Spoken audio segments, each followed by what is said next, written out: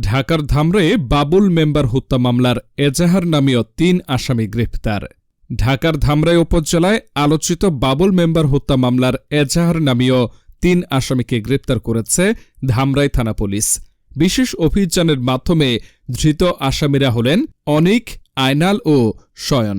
ধামরাই থানার ভারপ্রাপ্ত কর্মকর্তা ওসি মোহাম্মদ মনিরুল ইসলাম জানান, হত্যাকাণ্ডের পর থেকেই পুলিশ আসামিদের গ্রেপ্তারে সক্রিয় ছিল।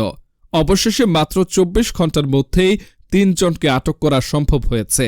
তিনি আরও বলেন, এই হত্যাকাণ্ডের সঙ্গে জড়িত অন্য আসামিদের গ্রেপ্তারে আমাদের অভিযান অব্যাহত রয়েছে। খুব শিগগিরই তাদেরও আইনের আওতায় আনা হবে। ফেব্রুয়ারি দুপুরবেলা মাকুলিয়া গ্রামে সাবেক মেম্বার বাবুলকে দুর্বৃত্তরা দুপুর কুপিয়ে আহত করে এবং সে এনাম মেডিকেলে নিয়ে গেলে তাকে মৃত্যু বলিয়া ঘোষণা করেন।